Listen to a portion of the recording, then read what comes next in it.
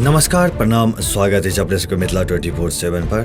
हम हरिशंकर झा क्षेत्र किछु नव जानकारी के संग क्षेत्र किछु नव खबर के संग अपने सबक समक्ष उपस्थित छी। और यह क्रम में अपने सबके बतबैत चली तो एकटा अंधविश्वास के पराकाष्ठा का पार करैत एकटा मामला सामने आयल अछि, जतऽ डाइन बता के एकटा वृद्ध महिला के बुरी तरीका से पीट देल गेल। ई मामला मधेपुर थाना अंतर्गत मैसाम गाम के बतायल गेल अछि। महिला के बचबै के लेल आयल पति और बहू के सेहो बुरी तरीका से पीट देल गेल। मधेपुर थाना के मैसाम गाम में अंधविश्वास के पराकाष्ठा का पार करैत एकटा मामला प्रकाश में आयल अछि, जतऽ एकटा 65 वर्षीय वृद्ध महिला के डाइन कहि के बुरी तरीका से पीट देल गेल। महिला के हालत एते खराब भ गेल कि हुनका DMCH रेफर करऽ पड़ल। एतबे नहि, महिला के बचबै के लेल आयल हुनकर पति और बहू के सेहो उपद्रवी सब नहीं छोड़लक। लाठी डंडा से हुनका सब पर सेहो हमला कऽ देल गेल, जैसा ओ सब बुरी तरीका से जख्मी भ गेला। पीड़ित महिला के बयान पर मैसाम गाम के 5टा महिला समेत कुल 9 लोग पर प्राथमिकी दर्ज कयल गेल अछि।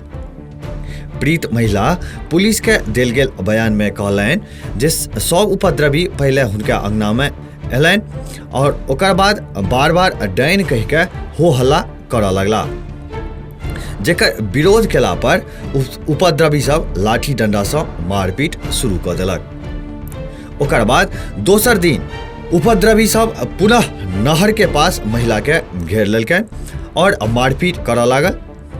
बीच बचाव करे के लेल आयल हुनकर पति और बहू के सेहो उपद्रवी सब नहीं छोड़लक और बुरी तरीका से हुनको सबके पीट देलक। हो हल्ला सुन के गाम के और अन्य लोग सब एकत्रित भेला, जे महिला के बचेलनि और घायल महिला एवं हुनका परिजन के मधेपुर प्राथमिक सह रेफरल अस्पताल पर अनलनि, जतऽ चिकित्सक सबके द्वारा प्राथमिक इलाज केला के बाद महिला व हुनकर पति के बेहतर इलाज के लेल DMCH रेफर कऽ देलकै।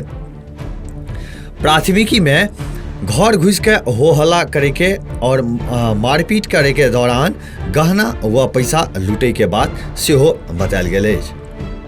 मधेपुर थाना अध्यक्ष अजीत प्रसाद सिंह कहलनि जे मामला में धारा 341, 323, 447, 379, 504, 506, 34 IPC के तहत प्राथमिकी दर्ज कऽ के आगू के कार्रवाई कयल जा रहल अछि।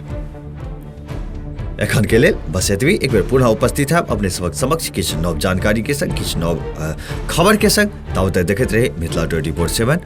जो खबर नीक लगत हुए तो वीडियो के लाइक करी, शेयर करी, कोनो सुझाव हुए तो कमेंट बॉक्स में अवश्य लिखी। धन्यवाद।